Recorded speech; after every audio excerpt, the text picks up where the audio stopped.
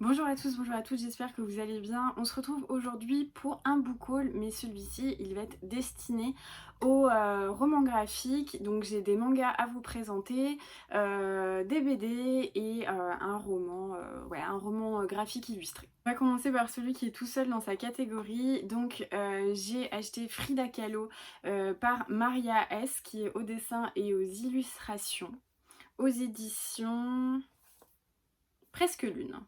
Ce roman graphique raconte la vie de Frida Kahlo, mais au moyen de plusieurs supports, au moyen de textes, d'illustrations, de lettres, d'articles, de dessins, de beaucoup de choses en fait, pour s'inspirer de l'univers et de l'ambiance de leur vie avec Diego, et pour raconter Frida et sa vie, son œuvre et son histoire. C'est un personnage que j'aime beaucoup, j'ai d'ailleurs le livre illustré de Benjamin Lacombe avec Frida Kahlo, et voilà, c'est vraiment un personnage que j'apprécie énormément, et j'étais tombée en fait sur cet ouvrage en librairie.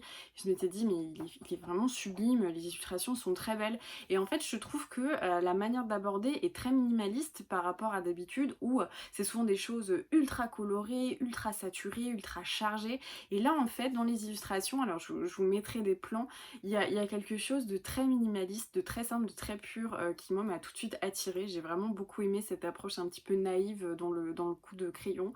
Donc voilà, j'ai hâte de le lire, je vous montrerai ça une fois que ce sera fait. Je vais vous mettre des petits plans, mais voilà. C'est un bel ouvrage et je l'avais jamais vu, donc voilà. Le week-end dernier, c'était les 48 heures de la BD, et du coup, je me suis pris deux BD qui sont en plus un peu dans le même, thème, on va dire. Donc, Moriarty et les enfants, les 4 de Baker Street. Donc, c'était des BD à 2 € du coup pour les 48 heures de la BD. Et je trouve que c'est un bon moyen de faire des découvertes, de tester des choses qu'on n'aurait pas l'habitude en fait de prendre. Il y avait d'ailleurs la Brigade des cauchemars, je crois que c'était le cauchemar de Sarah, encore une fois.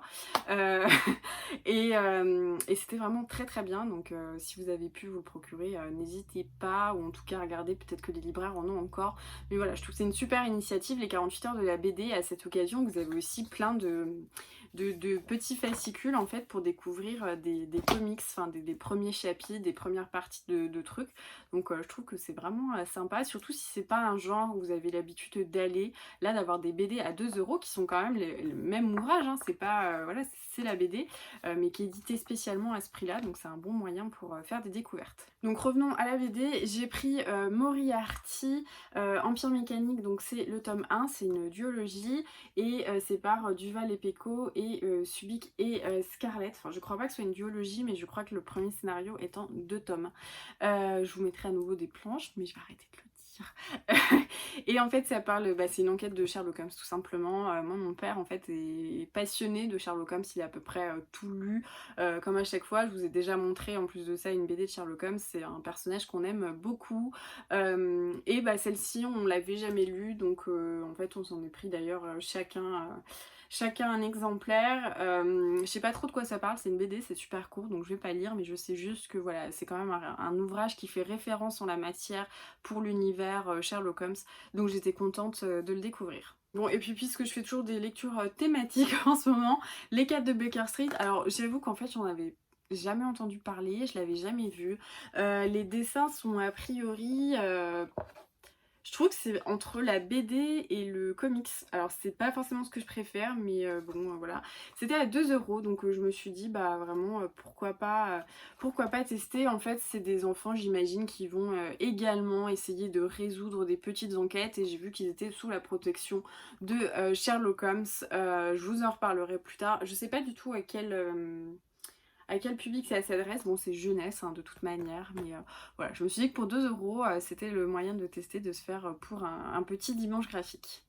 On passe au manga. Pour le coup, il y en a vraiment pas mal. Du coup, j'ai acheté le tome 2 et le tome 3 de La Petite Faiseuse de livres. Je vous en avais déjà parlé, j'avais beaucoup aimé le tome 1 qui m'avait pas réconcilié parce que j'ai jamais été fâchée, mais en tout cas qui m'avait donné envie de découvrir les mangas, et puis voilà, dans le lire, parce qu'avant j'avais toujours été un peu frileuse à me lancer dans des mangas, alors que pourtant il y a plein d'histoires qui m'appellent en fait à chaque fois, mais j'avais toujours un peu freiné devant. Mais voilà, donc La Petite Fée Zozolie, j'avais beaucoup aimé. Je voulais déjà chroniquer en update sur Instagram. Là, il y a le tome 2 et le tome 3 qui est sorti. Et j'ai lu, je crois que c'est la Chambre littéraire sur Instagram. J'aime beaucoup, elle fait beaucoup de chroniques de manga qui disait que le tome 3 était vraiment mais génial. Du coup, bah, ça me donne super envie. Puis c'est vraiment des petites lectures doudou que j'aime beaucoup à titre anecdotique. Donc on suit Maïane en fait, qui est la réincarnation d'une jeune femme qui était bibliophile et qui vivait que pour ses livres et qui est décédée en fait sous le poids de ses livres. Et donc Maïane en fait elle est réincarnée dans Maïane qui vit en fait dans une époque où en plus c'est Maïne, je dis n'importe quoi, qui vit dans une époque plus ancienne sans doute, où elle vit dans une extrême pauvreté et les livres n'existent pas. Il doit y avoir, je sais pas, une dizaine de livres par an qui est réservé à une élite des gens vraiment très très riches, mais la culture du livre n'existe pas, il n'y a pas de librairie, donc que faire quand une bibliophile vit dans un monde sans librairie? Bah en gros elle invente et elle crée elle-même des livres, voilà. Donc c'est ce qu'on suit, c'est hyper mignon, c'est hyper doudou, voilà, j'aime beaucoup et j'ai hâte de lire la suite. J'ai acheté L'Enfant et le Maudit, le tome 1 par Siyul Haroun chez Nagabe.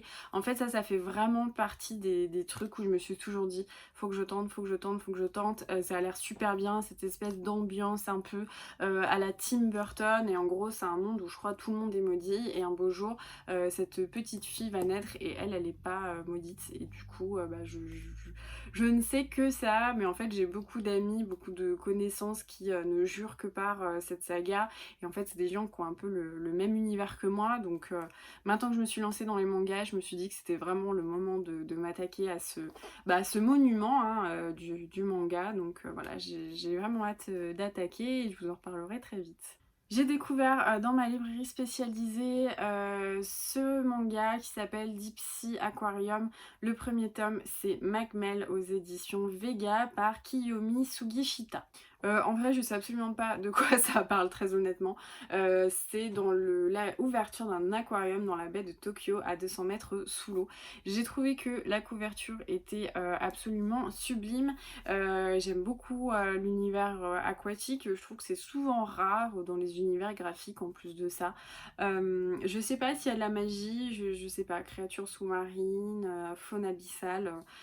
Ça me parlait, voilà, ça me parlait, donc je vais lire rapidement, puis en plus de ça, en ce moment, je suis à peu près régulièrement à la piscine, donc c'est un peu le thème. Mais c'était le coup de cœur de ma libraire préférée, à qui je fais confiance, mais vraiment aveuglément. Donc voilà, j'ai hâte de découvrir ça. Et puis les illustrations ont l'air vraiment très belles, donc on va voir. Je sais plus du tout si je vous l'avais présenté, mais j'ai acheté le tome 1 de l'Atelier des Sorciers.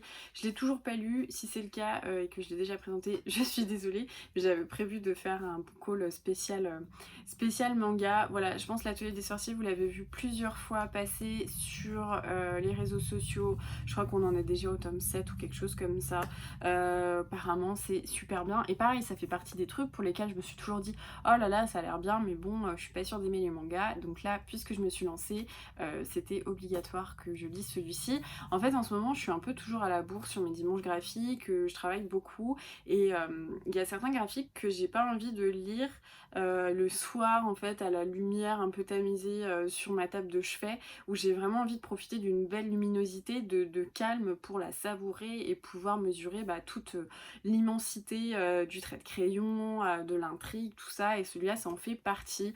Donc j'espère qu'il y aura un jour, un dimanche hyper orageux avec, vous savez, une pluie d'été bien chaude et assommante, qui m'obligera à rester à l'intérieur pour pouvoir vraiment la savourer, et voilà. N'hésitez pas à me dire si vous avez déjà lu un de ces mangas, et surtout celui-ci, ça ne m'étonnerait pas parce qu'il est quand même super connu.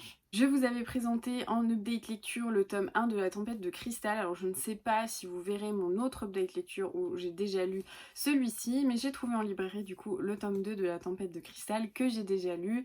Je ne sais pas si vous vous souvenez, mais cette histoire avec Seka, qui est une jeune orfèvre en fait en formation, qui vit dans un univers où des tempêtes de sable un peu bizarres en fait cristallisent des paysages, en fait cristallisent des portions de territoire l'intérieur, où parfois il y a des villages complets qui sont coincés dedans. Donc souvent les gens arrivent à en partir, mais parfois ça arrive qu'ils soient enfermés vraiment dans le cristal, et Seka va découvrir que son maître est enfermé, que peut-être ses parents ont été enfermés, et qu'en plus de ça, il y aurait une forme de marché noir, de mafieux un peu et de malfaiteurs, qui en fait voleraient les cristaux dans lesquels sont encore cachés et coincés des personnes. Donc ça va être un petit peu la quête de tout ça. Quand j'ai vu le tome 2, du coup, j'ai sauté dessus, je l'ai déjà lu, il en reste plus qu'un pour terminer la trilogie, et je vous invite à regarder mon update lecture si vous voulez connaître mon avis. Je parlais de manga hyper connu tout à l'heure, mais je pense que si je vous dis The Promised Neverland, ça vous dit forcément quelque chose. Je l'ai toujours pas lu, j'attends que ma copine Anaïs, enfin j'entends de pouvoir emprunter les premiers tomes chez ma copine Anaïs. Et par contre, il y a une nouvelle en fait saga qui est sortie par le scénariste de The Promised Neverland, et c'est Shadow House. Et en fait, les couvertures, ça m'a juste appelé à fond en mode c'est un peu ton univers. Donc du coup je les ai pris, c'est par Somato et c'est publié chez Glénat. En fait l'univers me paraissait un petit peu glauque, un peu burtonien, et je vais vous lire la 4e de couverture. Je sais absolument pas de quoi ça parle, donc c'est la première fois que je vais le lire. Les Shadows forment une famille aux manières nobles dont les membres n'ont pas de visage. Afin de pallier ce manque, ils emploient des poupées vivantes chargées de les servir et d'interpréter leurs émotions. Dans l'étrange manoir des Shadows, où l'on ne reçoit jamais de visiteurs, une voix de cristal danse, aujourd'hui encore, entre les dépôts de suie. Ça a l'air super bizarre, super glauque, j'adore, voilà.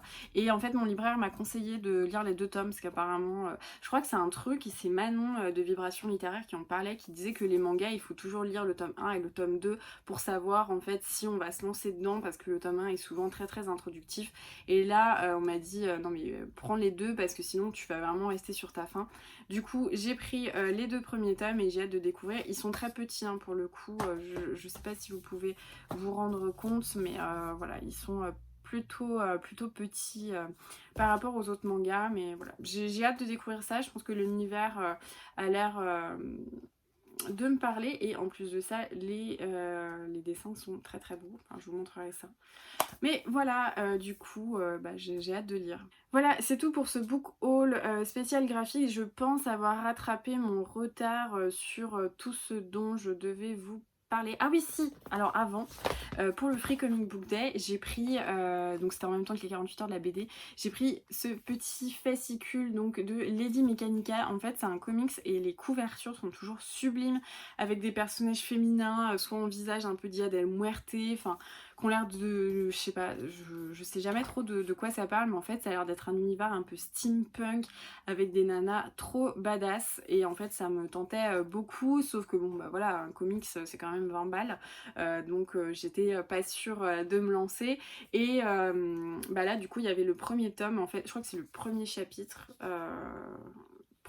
du premier tome, quelque chose comme ça. Donc du coup ça va me permettre de me faire une idée, je vous mettrai parce que bah vraiment c'est comme le comics en fait à l'intérieur. Donc je vous mettrai des plans et je vous dirai ce que j'en ai pensé, parce que voilà, ça faisait partie des trucs que j'avais vraiment envie de lire. Donc voilà, pour le coup c'est vraiment la fin de ce book haul. Donc j'espère que ça vous aura plu, que vous aimez bien avoir des lectures diversifiées et des graphiques plutôt que toujours des romans.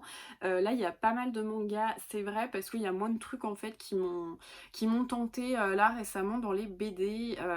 En fait il y avait une BD, mais ma libraire m'a dit d'attendre parce que voilà, ça pouvait être très bien sur la suite comme ça pouvait être très nul, donc il n'y a rien qui m'a trop tenté, et j'en avais beaucoup demandé en fait pour les fêtes de fin d'année, donc j'ai rattrapé un peu tout mon retard que j'avais. Et avec le confinement il y a plein de choses je pense qui ne sont pas forcément sorties, donc voilà, j'avais moins de choses à lire dans les BD, donc c'est pour ça qu'il y a plus de mangas, mais d'habitude c'est un peu l'inverse, mais bon, au moins ça diversifie. J'espère que cette vidéo vous aura plu, n'hésitez pas à me laisser un petit pouce, à me mettre un commentaire, me dire si vous avez déjà lu des mangas que je vous ai présentés ou des BD, si ça vous a donné envie d'en découvrir certaines, enfin voilà, dites-moi, et puis comme ça on papote en commentaire. Je vous souhaite de très belles lectures et je vous dis à très vite.